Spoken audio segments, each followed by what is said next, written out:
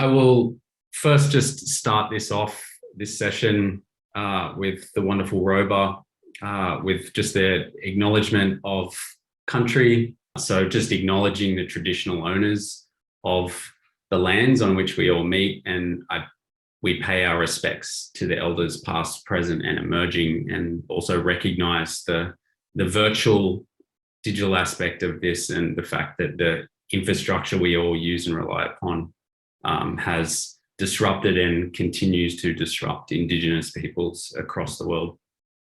So Roba Abbas is going to be our presenter. I'll be moderating. And if you do have any questions, drop them into the chats. I'll do my best to bring those into the discussion. If we leave a couple of minutes to maybe have a little bit of discussion at the end, Roba, I'll prompt you in the chat so that we can wrap it up and give some time to chat. I'll hand over to you now, Roba, to present. Thank you. So thank you, Matt, for that introduction, and to you all for attending this webinar and for the opportunity to present.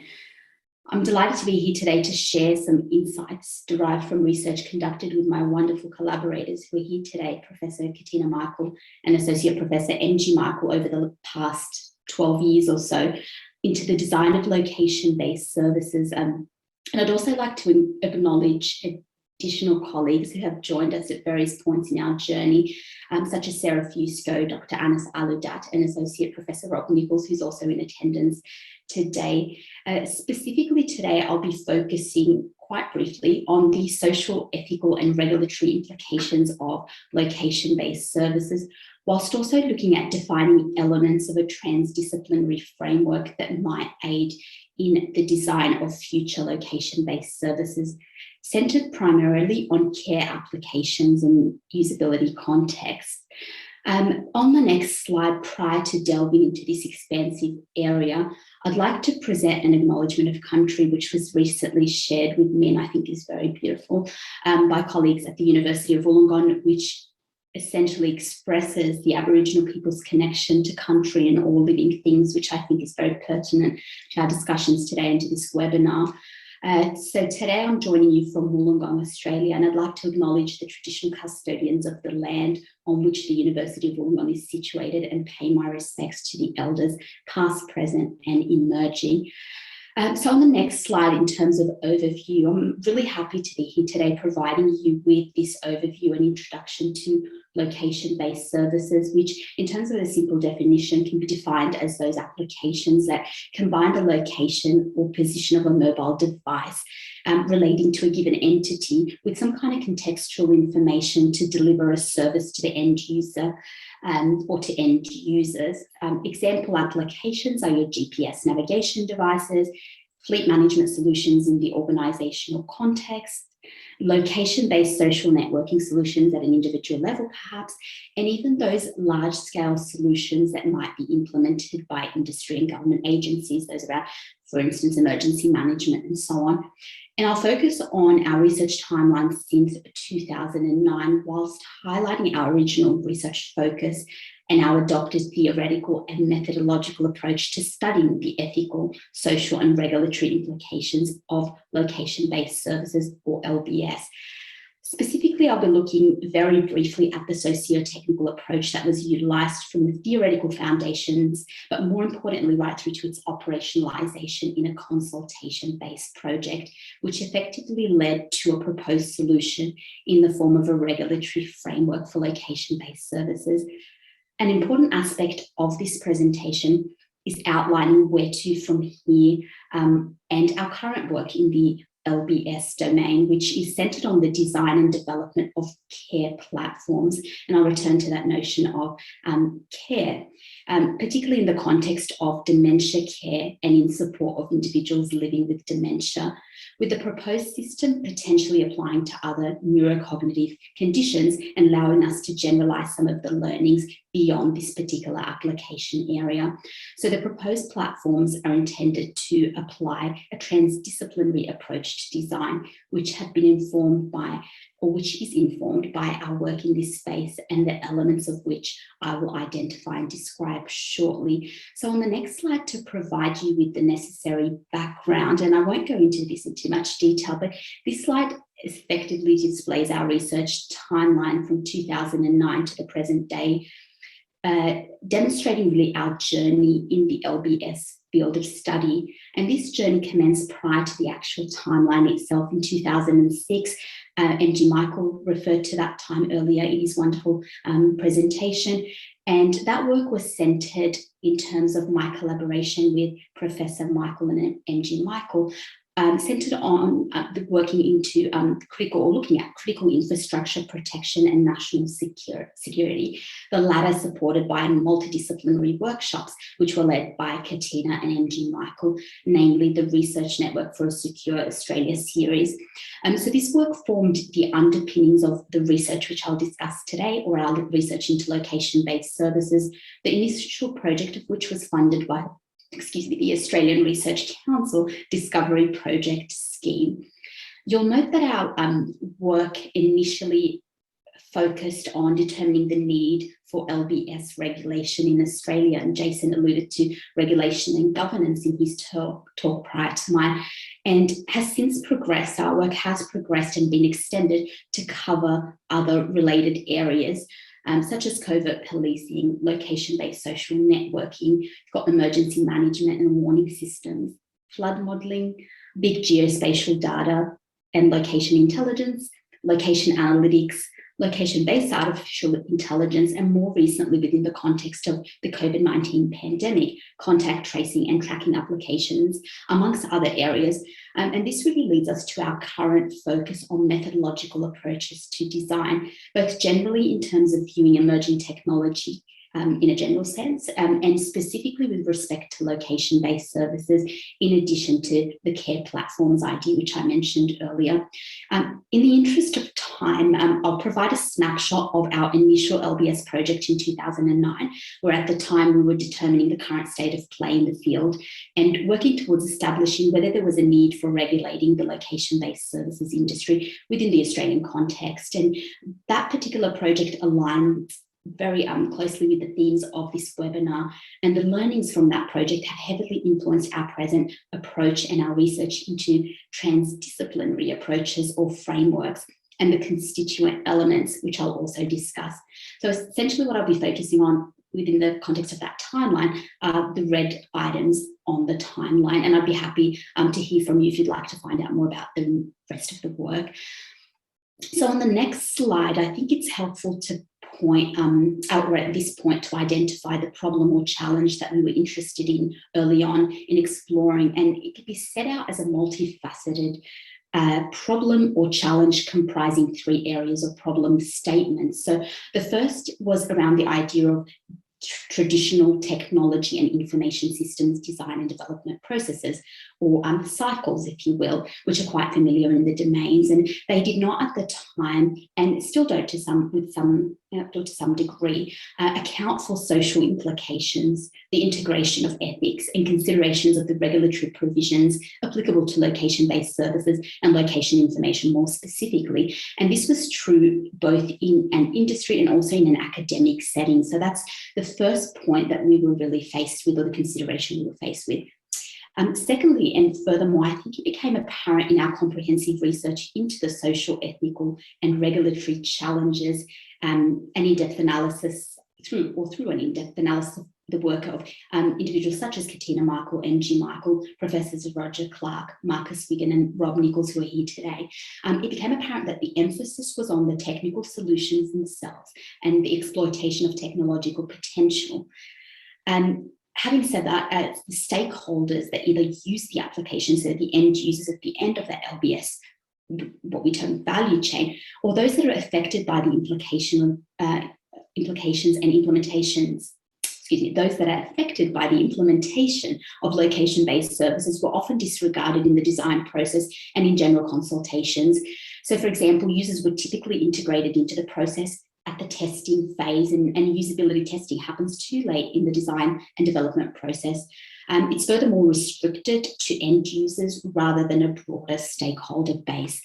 And the third point I'd really like to highlight in terms of our problem statement was that of particular interest to our original study and also current work into LBS regulation, particularly within the Australian context, was the regulatory setting. So at the time, a range of state and federal legislation was available. For example, the Federal Privacy Act, the Surveillance Devices Act, and others, but their applicability to location-based services and location-based information was largely unknown. So against this backdrop, on the next slide, in order for us to address this stated problem or define our research gap in a way that we can actually operationalise everything that we've learned, particularly from a theoretical perspective, we employed a consultative socio-technical approach, which was at the time and is embedded within the information systems domain, but also draws on multiple disciplines.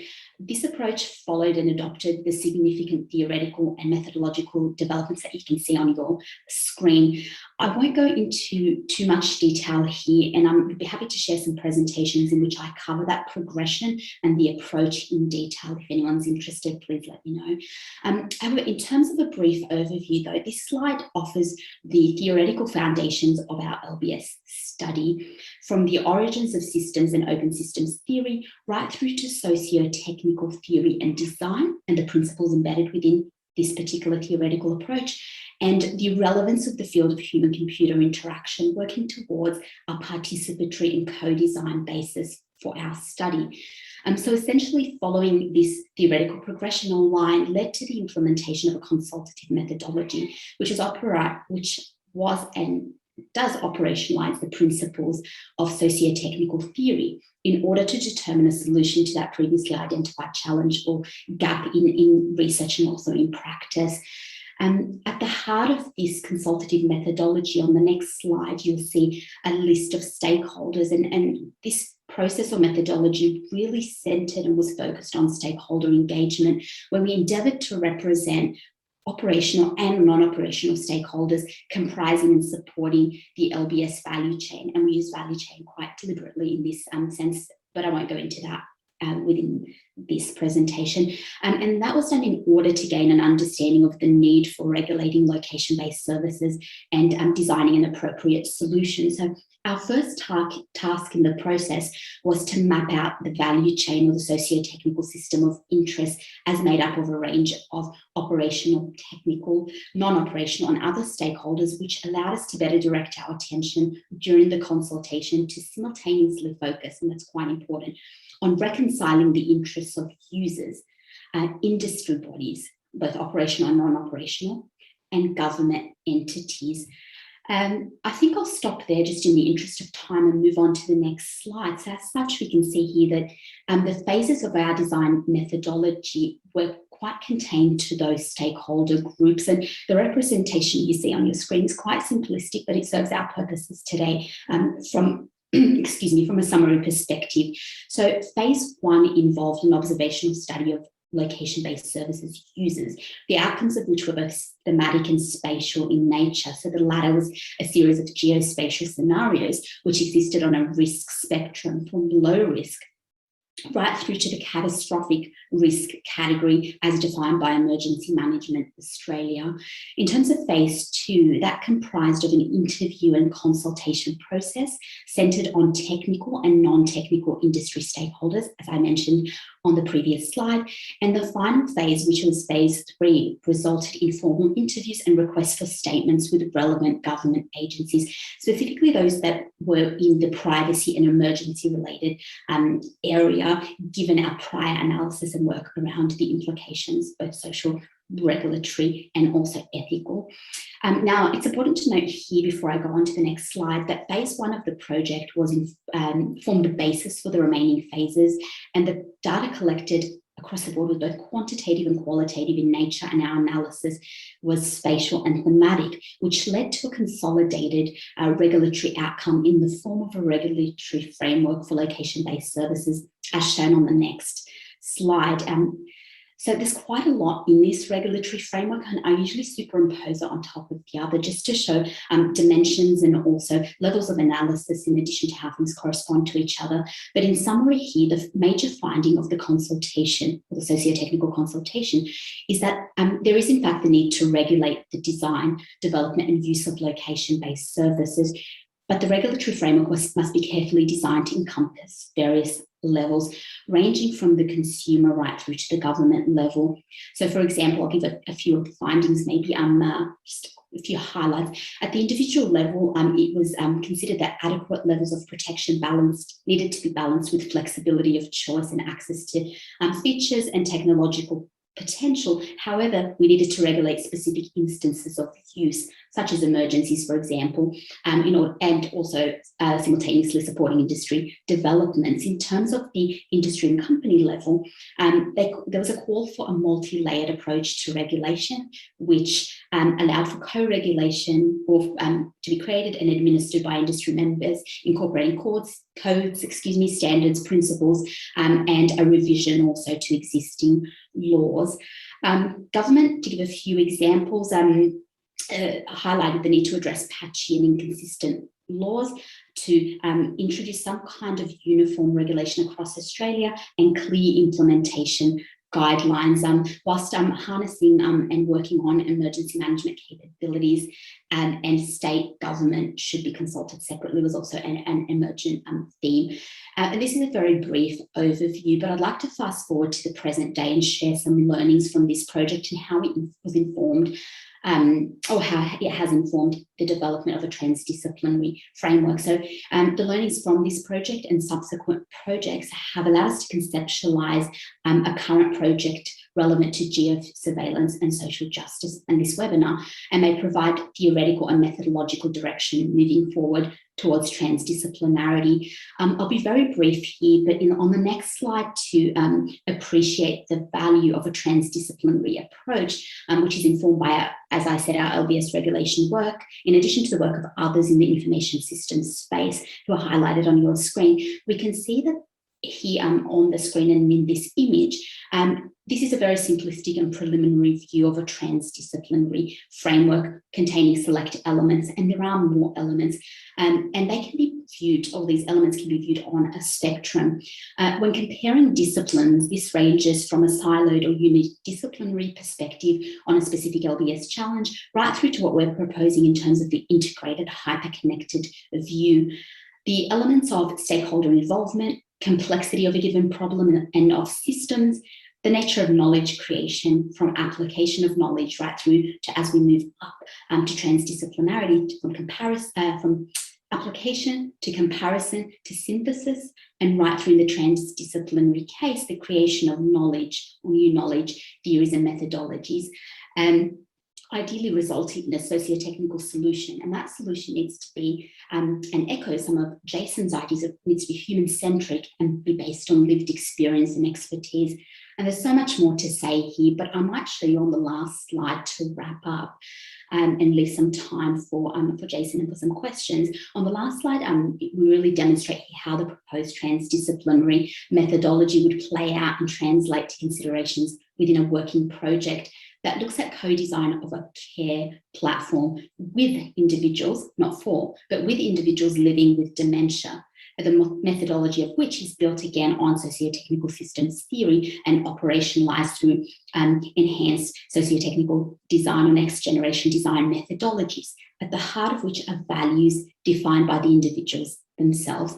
And we've submitted a corresponding proposal to the Australian Research Council, and we're awaiting the outcome and are working on this in the background. And the proposed project emphasises the identified elements of the transdisciplinary framework, and I'd love to discuss them in detail, but I think I will leave it there just to give us 5 minutes or so for discussion. I'd like to thank you for your time and just end off on saying that we're striving for projects and design, methodologies that result in knowledge creation, whether it's in dementia care or otherwise, that really work with individuals living with dementia or with the users themselves, rather than speaking on their behalf and emphasising, I guess, lived experience and expertise in doing so. Thank you.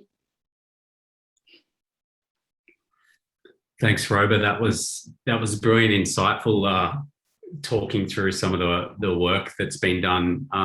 Maybe Jason, just to follow up on the missed opportunity to talk about maybe some of the insights there, and there might be some intersecting points that we can discuss and open up for the floor. I might just share the word cloud, which has come out. It's quite interesting. It's better when you can watch the words coming in real time, but I'll show you what's there at the moment. So what considerations are needed for geocoding our humanity? So if you look around, and with the word clouds, you know, the bigger the text, the more times it's been entered. So I think empathy jumps out at us. So Jemana, you're probably quite happy about that. If we look around, data sovereignty, data supply chains, invitation to go into the field, disability, integrity, sexual orientation, so that fits in with the SOGI, sexual orientation, complex understanding, gender identity is the other part of SOGI, and expression. Trade-offs, human behaviour, security is probably third, I guess, with respect. Care looks like it's probably the second most common, important. Do no harm, so Hippocratic Oath. So a lot of things there, tangibles as well, which can go in to support, I guess, the official frameworks and principles and the benchmarks of how can we do this better when we start to go in and participate with individuals and communities to geocode their humility. That's probably it, Matt. Thanks, Jason. I think there's definitely some intersecting and related insights coming out of that word cloud. I think probably relevant to this whole conference that's been organised. But maybe over to you, Roba, just thinking about designing with people rather than for them, and where that's relevant to geocoding our humanity, particularly when we're developing services, be that for environmental refugees that come out into the future, which is probably going to be a much more relevant trend, to commercial services and even public services around proximity tracing, that is probably going to be a persistent theme into the future. Maybe there's some comments that can provoke some additional questions here in the attendance. Thank you, Matt, and thank you, Jason, for developing that word cloud. I've noted a few elements that I think in closing this webinar today I'll pick up on as well. I'm always inspired by work. Matt, I think, I mean, there's not much time, but I think I'll throw it back to you to talk about some of the great work you're doing in operationalising. I always take so much from what you mentioned. You're actually living this. You've operationalized some of the socio-technical principles I speak about. You're doing some excellent work with Greater Than Learning. Do you care to share some of your insights? Because I know you do a lot of this work co-designing with, not for people. Yeah, thanks. Just with 10 seconds, I think I'm sorry. the work that I've been doing and over the past several years in the field is it's too hard for people to do it that don't have background experiences like ourselves. So it's just got to get easier for people to do the things that they know they want to do or that they ought to do. So that's probably the main insight. And I think testament to everyone here, we are trying to make it easier for people to think and do and learn about how to do these things better. Excellent words, thank you, Matt. And I think we're going to be thrown off this call pretty soon. 30 seconds, maybe anyone final comments, some amazing insight into Roba's work that maybe someone wants to comment on.